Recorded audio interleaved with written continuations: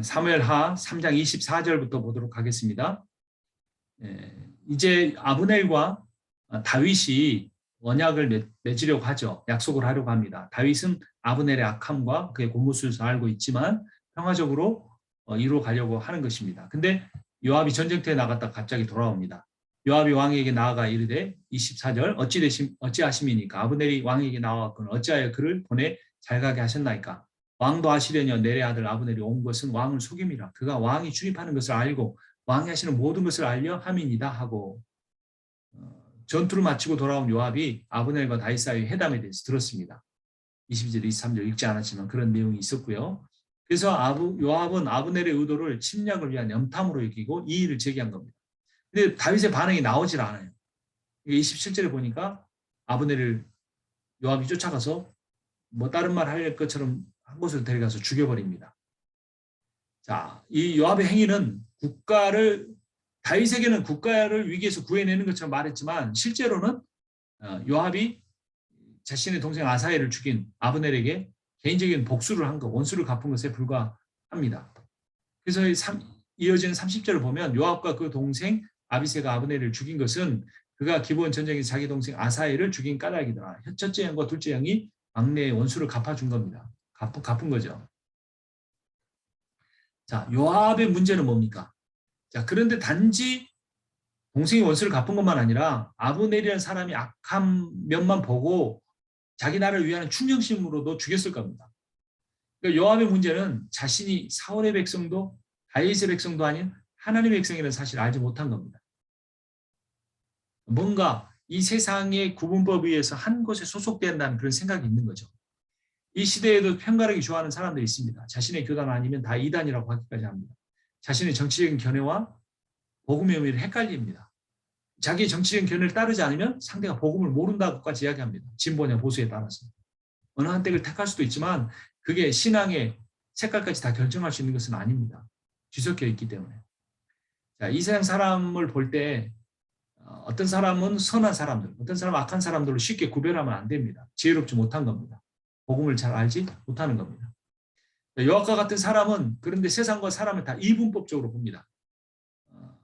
아브넬은 절대 선하게 될 수 없는 악한 사람이다. 제거해야 된다. 이렇게 생각하지 못합니다.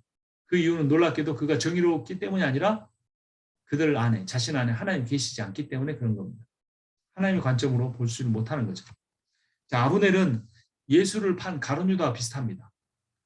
흥분을 잘하는 요압은, 아브넬을 죽인 요압은 말고의 길을 자는 베드로와 같이 보입니다. 반면에 다윗은 묵묵히 하나님과의 언약을 중요하게 여기고 하나님의 방법을 따라 하나님 나라를 완성했던 예수의 모습을 보여줍니다. 하나님의 교회 안에는 요압처럼 복음에는 무관심하고 자기 권력 추구를 위해서 가만히 들어온 자들이 있습니다. 요압은 처음부터 끝까지 그랬습니다. 다윗에게 충성하는 것처럼 보이지만 결국 자기 욕심 차렸습니다. 하나님의 교회 안에서는 온갖 고무수수가 난무하는 상황이 있어도 하나님의 뜻을 따라 순종하려는 고통받는 자들이 있습니다. 다윗과 같은 사람이죠. 교회 안에 지금 가라지와 곡식이 뒤섞여 있지만 주님이 곧 오시면 가라지와 찍종이는 불에 다 태워질 거라고 예수님이 직접 말씀하셨습니다. 자, 우리가 주의해야 될 것은, 두려워야 될 건 뭘까요? 여러 가지 신앙적인 명분을 대지만 그러면서 하나님의 일을 하지만 실제로는 자기 욕망에 실현하는 경우가 있을 수 있다는 겁니다. 그것은 신앙이 아니죠. 주님은 분명하게 먼저 하나님의 나라와 그의 의를 구하라고 명령하셨습니다. 마태복음 6장 33절을 보면 그런즉 너희는 먼저 그의 나라와 그의 의를 구하라. 그리하면 이 모든 것을 너희에게 더하시리라. 먼저라고 합니다. 먼저. 항상이 아니고 먼저. 어느 한쪽을 고르라는 게 아니라 우선순위가 있다는 거, 프라이어리티가 있다는 거죠. 프라이어리티만 다 지키면 이 모든 것을 주신다. 이 모든 것을. 돈 필요 없다고 생각하라는 게 아닙니다. 명예는 다 피하라는 게 아닙니다. 명예보다 돈보다 먼저 그의 나라와 그의 의를 구하라는 겁니다. 먼저 그의 나라와 그의 의를 구하면 어떤 일이 일어나는가? 내일 일을 염려하지 않습니다. 이 모든 것을 먼저 구하면 염려하죠. 그런데 먼저 그의 나라와 그의 의를 구하면 염려하지 않습니다. 내일 일은 내일이 염려한다. 한날의 괴로움은 그날로 족하다 말합니다. 왜 그럴까요? 이 그의 나라와 그의 의가 무언가를 알아야 되죠. 그의 나라는 하나님의 나라요. 그의 의는 그 하나님 나라에 완성하신 예수 그리스도의 의, 예수 그리스도가 십자가에서 이루신 의를 의미합니다. 그래서 예수 그리스도의 십자가의 죽으심, 대속적 죽으심을 통해 예수의 의를 자기의 의로 삼은 사람이 하나님 나라의 백성이 되어 하나님의 통치를 받고 살아간다. 그것이 그의 나라와 그의 의를 추구하는 겁니다. 그러면 그 위에 필요한 거 모든 것 다 하나님 주십니다. 하나님 말씀대로 순종해 살면, 하나님의 영광을 위해 살면. 그렇지 못한 사람은 평생 염려하다 죽습니다. 한 달의 괴로움으로 족하지 못하고 다음 주 고통까지, 내년의 고통까지 다 끌어와서 걱정하다가 걱정이 주는 스트레스로 죽습니다. 한번 생각해 보죠. 염려 하나님 나라 혹은 욕망과 하나님 나라는 어떤 관련이 있는가? 염려와 욕망 실현의 근본 원인이 뭘까요? 그것은 자신이 자기 삶과 자기 가정과 자기 교회와 자기 민족과 자기 국가의 왕이 되려고 하는 데서부터 시작됩니다. 구원은 그런데 지옥에 가지 않는 것이 아니고 왕이 바뀌는 겁니다. 왕이 되려고 하는 건 구원의 정반대예요. 가정을 자기 마음대로 하고 자기 삶을 자기 마음대로 하고 교회를 좌지우지하려고 하고 민족과 국가에 대해서 함부로 이야기하고 이것은 자기가 왕이 되는 것이지 왕이 바뀌는 게 아니에요. 구원과 정반대의 길입니다. 그래서 우리는 매일매일 그리스도인이 구해야 될 것은 내 삶의 왕이 주 예수 그리스도십니다라고 고백하고 고백만 아니라 순종하는 것이기도 합니다. 성도로서의 신앙생활이나 목사로서의 목회 활동이 먹고 사는 문제를 위한 수단이 되지 않도록 해야 됩니다. 물론 곡식을 떠는 소의 입에 망을 피우지 말라고 한 것처럼 사역자는 그 삶을 공개받을 권리가 있지만 그 자체가 목적이 돼서는 안 된다는 겁니다. 그 자체가 목적이 돼서 목회 활동이 하나님의 뜻에 순종하지 못하는 것이 되지 않도록 우리는 주의해야 됩니다. 먼저 그의 나라 그의 의를 구한다는 것은 정의 실현이라는 이름으로 개인적인 보복을 하려고 하지 않아야 합니다. 이 부분이 가장 어려운 것 같아요. 억울한 일, 괴로운 일, 상처받은 일, 그것을 보복하지 않는다면 참으로 어렵습니다. 그러나 하나님의 예수의 의를 힘입어 회개하고 하나님의 통치를 받아들이면 하나님 모든 것을 다 바로 잡아주십니다. 자, 요압은 그러나 겉으로는 다윗에게 충성하는 것 같았지만 결국 자기 욕망과 자기 상처가 주는 고통을 인간적인 방법으로 해결하려고 하다가 인생이 끝난 사람입니다. 사무엘하 3장 29절에 보면 그 죄가 요압의 머리와 그의 아버지 온 집으로 돌아갈지어다. 또 요압의 집에서 백탁병자나 나병 환자나 지팡이를 의지하는 자나 칼에 죽는 자나 양식이 떨어진 자가 끊어지지 아니할지로다 하니라. 다윗이 조조한 거죠. 실제로 왕상 2장 32절에서 여호와께서 요압의 피를 그의 머리로 돌려보내실 것은 그가 자기보다 어렵고 선한 두 사람을 쳤음이니라. 곧 이스라엘 군사령관 넬의 아들 아브넬과 유다 군사령관 에델의 아들 아마샤를 칼로 죽였습니다. 이 일을 내 아버지 다윗은 알지 못하셨나니. 아브넬과 아마샤를 죽인 외부의 적과 내부의 적을 아주 잔인한 방법으로 교활하게 죽인 이 요압이 결국 솔로몬에 대해 그 역시 비참하게 죽고 맙니다. 하나님은 은혜의 하나님이죠. 하지만 회개하지 않는 죄에 대해 철저하게 심판하십니다. 오늘날 회개에 대한 촉구가 없어요. 심지어는 회심도 하지 못했어요. 회심은 예수 믿을 때 단회적으로 하는 거고 회개는 신앙생활을 하면서 매주, 매일, 매 순간 하나님께로 돌아오는 겁니다. 하나님께 순종하는 겁니다. 이게 회개죠. 하나님이 은혜시다라는 말은 인간의 죄악을 눈감아주는 분이라는 의미가 절대 아닙니다. 탕자가 용서받고 이전의 지위를 회복한 것은 아버지 집으로 돌아왔기 때문인데 돌아왔다는 히브리 단어가 슈브고 이 슈브가 회개라는 의미를 갖습니다. 현대교회 문제는 회개 없는 은혜, 지옥이 강조되지 않는 천국, 순종 없는 복, 그리고 위험을 무릅쓰지 않는 안전보장을 복음으로 오해하거나 대체했습니다. 지옥을 말하지 않아요. 천국만 이야기해요. 심판을 말하지 않아요. 은혜만 이야기해요. 순종은 말하지 않아요. 그리고 복만 이야기해요. 위험, 예수 믿는 사람이 감당해야 할 위험은 잘 강조하지 않아요. 교회 봉사 잘하고 11조 잘하면. 다 그런 건 아니지만 두려워해야 됩니다. 그래서 이 다윗이 아브넬을 위한 애가를 부릅니다. 처음에는 아말렉 병사에서 죽임을 당한 것으로 오해되었던 사울과 요나단을 위한 애가 비가를 지었죠. 비탄의 씨를 지었는데 이제 그 요압에 의해서 비참하게 죽은 아브넬을 위한 애가를 부릅니다. 34절에 보면 내 손이 결박되지 아니하였고 내 발이 착고에 채이지 아니하였고 불의한 자식의 앞에 엎드려진 같이 내가 엎드려졌도다 하면 온 백성이 다시 그를 슬퍼하며 우니라. 아브넬이 처음부터 그렇게 곤무술수가 능했던 사람은 아니었을 겁니다. 악한 왕 사울 밑에 있다 보니까 또 그 악한 왕마저 죽고 나니까 욕심이 생긴 거죠. 다윗은 이러한 아브넬을 위한 애가를 부를 뿐만 아니라 금식을 행합니다.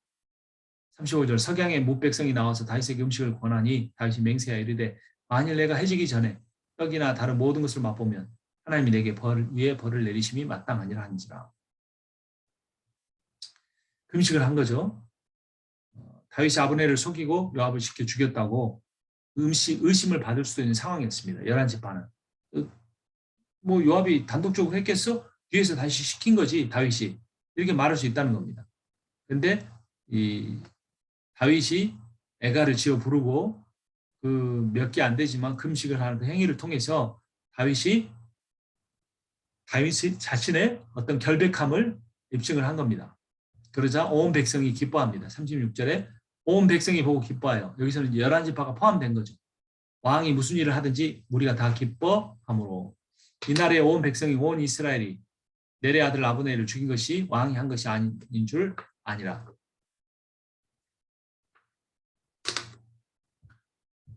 다윗은 위기를 기회로 만들었습니다. 지금 이제 그 사울의 죽음에 이어 아브넬의 죽음으로 인해 백성의 신음을 잃고 지금 마저 가지고 있는 절반의 나라까지 빼앗길 위기를 다른 나머지 절반의 나라의 신임을 얻는 기회로 만든 겁니다. 우리는 쉽게 읽지만 다윗이 내면적으로 굉장히 고민했을 수 있습니다. 갈등했을 수 있습니다. 결국 그는 그 안에 충만했던 하나님의 영의 인도하심을 따릅니다. 진실은 밝혀졌습니다. 요압이 한 일이라고. 다윗은 오히려 아브넬을 애도했다고. 그래서 다윗의 이 덕망이 완전히 높아진 거죠. 건덕한 겁니다. 덕을 세운 겁니다. 다윗의 정치적인 행위는 정직을 바탕으로 지혜를 발휘한 것입니다.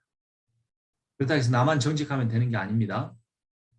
나의 정치적인 행위를 통해 정직을 알리는 것도 지혜입니다. 정직이 없는데 부정한데 정직한 척한 것은 위선이죠. 가장 악한 일입니다. 근데 내가 정직한데 이 정직한 것이 오해되는 것도 문제입니다. 정직함이 정직한 그대로 알려지려면 약간의 정치가 필요하다는 거죠. 사람을 조심해야 한다라는 우리가 교훈을 받게 되는데요. 비둘기같이 순결하라. 이건 정직한 거죠. 뱀같이 지혜로워라. 이건 정치적이어야 한다라는 겁니다. 그래서 다윗은 이러한 것을 잘했습니다. 마태복음 10장 보라 내가 너희를 보냄이 양을 이리 가운데 보낸 것 같도다. 그러므로 너희는 뱀같이 지혜롭고 비둘기같이 순결하라. 입니다. 이걸 잘 드러내고 활용할 수 있는 그런 사람이 되어야 한다는 것이죠. 그렇게 정직한 사람은 걱정하지 않습니다. 19절에 너희를 넘겨줄 때 이렇게 또는 무엇을 말할까 염려하지 말라. 그때 너희에게 할 말을 주시리니 일하는 이는 너희가 아니라 너희 속에서 말씀하시는 이 곧 너희 아버지의 성령이시니라. 사람의 지혜로 하지 않고 순간순간 하나님 의지하며 사는 겁니다. 날이 어두울 때는 바로 한 발 앞, 일도 앞을 보며 가는 것이 가장 지혜로운 방법이라고 했습니다. 우리는 매일매일 순간순간 일상을 성실하게 살아가는데 그런 가운데서도 하나님 주신 지혜를 가지고 좋은 의미의 정치를 할 수가 있어야 되는 겁니다. 사무엘하 4장을 보겠습니다. 이제 세 번째 죽음이 나오는데요. 이 사울의 죽음을 보고한 아말렉 사람의 죽음이 첫 번째 있었죠. 그리고 이스보셋을 배신했던 아브넬이 요압에서 죽는 이야기가 나왔죠. 세 번째는 림몬의 아들들의 죽음과 그들에 의한 이스보셋의 죽음입니다. 이 보면요. 이스보셋이 낮잠을 자고 있었는데 6절 레갑과 그의 형제 바하나가 밀을 가지러 온 채 하고 집 가운데로 들어가서 그의 배를 찔고 도망하였더라. 7절에 그들이 집에 들어가니 이스보셋이 침실에서 침상에 누워있는지라 그를 쳐 죽이고 목을 베어 그 머리를 가지고 밤새도록 아라바 길로 가 헤브론에 이르러 다윗 왕의 이스보셋의 머리를 들이며 아뢰되 왕의 생명을 헤아려 하던 원수 사울의 아들 이스보셋의 머리가 여기 있나이다. 이 사람들은 참 둔한 사람이에요. 이미 다윗이 그 사울을 죽였다고 하는 아말렉 출신 병사를 어떻게 했는지 그 소문을 못 들었을까요? 그 요압에 의해서 죽임을 당한 이스보셋의 죽음에 대해서 얼마나 비탄한 마음을 가졌는지 왜 그들은 몰랐을까요? 사람이 어느 한 곳에 마음이 사로잡히면 들리지 않는 게 참 많습니다. 우상이 있으면 바로 눈앞에 있는데 보이지 않는 것들이 참 많아요. 위험한 데도. 멀리 있는 우상을 쫓다 가까이 있는 엉덩이에 빠져 죽을 수가 있다는 겁니다. 자, 이제 그래서 림몬의 아들들이 이 이스보셋을 죽였고 이 사실을 알게 된 다윗이 이 림몬의 아들들을 다 죽입니다. 이 표를 정리해 보면요, 죽은 자는 처음에는 사울과 요나단이었죠. 이 사울과 요나단을 죽인 사람은 아말렉의 병사였죠. 다윗은 어떤 반응을 보였습니까? 애가를 지어 슬퍼하고 보복으로 그들을 처형해 버렸습니다. 아브넬의 죽음은 누구에 의한 겁니까? 요압에 의한 거죠. 다윗은 애가를 지어 금식했습니다. 유언을 했습니다. 그래서 솔로몬이 나중에 보복합니다. 유언에 따라서. 자, 누가 죽었습니까? 이스보셋이 죽었죠. 림몬의 아들들이 죽었습니다. 다윗이 4장 11절 12절 보면 그들을 보복하기 위해 처형해 버립니다.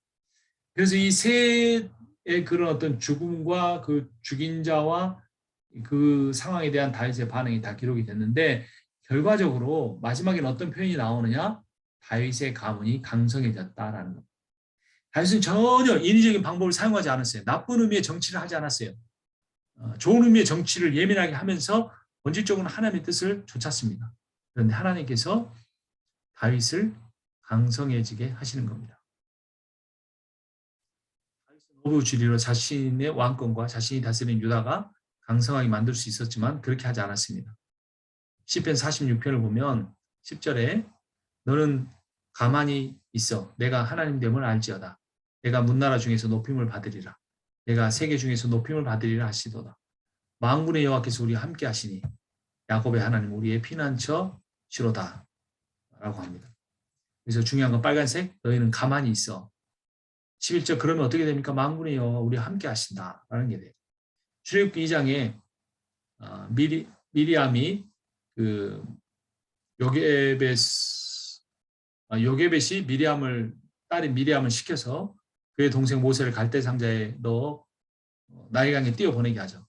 그때 누이가 멀리 서서 보는 그 장면이 히브리어로 야차보입니다. 근데 그렇게 요단강가에 요람에 떠내려갔던 갈대 상자에 떠내려갔던 모세가 나중에 성장해서 동족 이스라엘 백성을 출애굽시켜 나오죠. 근데 가자마자 홍해가 가로막습니다. 뒤에는 바로의 마음이 바뀐 바로의 군사들이 쫓아옵니다. 그때 모세가 뭐라고 말씀합니까? 여호와께서 너희를 위하여 싸우시니 너희는 가만히 있을지니라. 그래서 가만히 있다라는 것이 역시 야차보라는 히브리어입니다. 모세가 갓난아기 때 무식 중에 들었을 말 그 야차부. 그 야차부에 의해서 살아난 모세가 다시 그 200만이나 되는 이스라엘 백성을 하나님만 바라보는 야차부의 행위를 통해 그들이 구원받고 홍해를 건너가게 됩니다. 그리고 그 홍해에 그들의 원수들이 물에 빠져 죽게 됩니다. 우리는 가만히 있어 여호와를 바라보면 여호와께서 하십니다. 이게 의식주를 위한 생계를 하지 말라는 것이 아니라 목회 활동을 하지 말라는 것이 아니라 목회 활동과 생계 활동을 해나가는 과정 중에서 인간의 지혜로 버티지 말라는 것입니다. 하나님의 지혜가 무엇인지 깨달아지기 전까지 너무 상황을 뒤바꿔버리는 행동을 하지 말고 기다리고 잠잠히 있는 것이 좋다라는 겁니다. 다윗의 가문은 피해에 대해서 무죄했습니다. 아브넬을 죽이지 않았어요. 요압이 죽였죠. 하지만 다윗은 피해에 대한 책임을 져야 했습니다. 사울 왕이 죽은 것도 아브넬이 죽은 것도 또 그 이스보셋이 죽은 것도. 그리고 아브라함은 이후에도 많은 전쟁을 치릅니다. 역대상 22장 8절을 보면 여호와의 말씀이 내게 임하여 이르시되 너는 피를 심히 많이 흘렸고 크게 전쟁하였느니라. 네가 내 앞에서 땅에 피를 많이 흘렸은즉 내 이름을 위하여 성전을 건축하지 못하리라. 다윗이 성전 짓기 원했는데 피 많이 흘린 다윗은 그 일에 참여가 제한되었어요. 그의 아들 솔로몬이 건축했습니다. 다윗은 문제 있는 인생이란 게 아닙니다. 은사와 역할이 다르다는 거예요. 다 똑같을 필요가 없어요. 목회자도 다 똑같을 필요가 없어요. 하나님 주신 은사와 역할에 따라서 맞게 행동하면 됩니다. 잘못된 건 없습니다. 다윗의 역할은 아브라함 언약과 일치하는 하나님의 영토를 정복하는 일이었습니다. 솔로몬은 그렇게 정복된 영토 위에 성전을 세우고 하나님의 주권에 이스라엘 백성이 순종하며 나아갈 수 있는 길을 열어주는 것이었습니다. 성전은 죄인이 죄 씻음 받고 거룩하신 하나님께 나아가 관계를 회복하고 경배하는 곳이었는데 그러한 성전을 세운 거죠. 솔로몬이 더 위대하고 다윗이 못한 게 아니라는 겁니다. 다윗에게는 다윗의 역할이 있고 솔로몬에게는 솔로몬의 역할이 있다는 겁니다. A라는 목사님에게는 그 목사님의 역할이 있고 B라는 목사님에게는 그 역할이 따로 있다는 겁니다. 이것은 비교할 수 없는 거고 우열을 가릴 수 있는 게 아니고 틀린 것이 아니고 다른 것일 뿐입니다. 정리하면 4장 정리하면 이 하나님 나라란 세 요소가 있죠. 영토, 백성, 주권. 영토는 누가 정복했습니까? 다윗이 전쟁으로 정복했어요. 자, 이것은 예수 그리스도에게 비추어 보면 이 사망 권세를 정복한 겁니다. 두 번째는 솔로몬이 이 성전 건축으로 준비한 게 있는데 그것은 하나님과 이스라엘 백성의 관계 회복이었죠. 예수 그리스도와 관련시키면 예수가 제물이 되어 죄인의 죄를 사하셨습니다. 용서하셨습니다. 그리고 예수가 하나님께 나아가는 성전이 되어 하나님께 인도해 주셨습니다. 솔로몬의 성전 역할을 한 거고 그게 이제 역으로 돌아오면 그 성전 역할을 한 이후에 이제 재림을 통해서 또는 부활을 통해서 사망 권세를 완전히 정복한 거죠. 그것은 다윗의 역할이었습니다. 그래서 다윗과 솔로몬이 예수 그리스도를 예표하는 모습을 잘 보여줍니다. 우리 잠깐만 쉬었다가 마지막 5장 하도록 하겠습니다.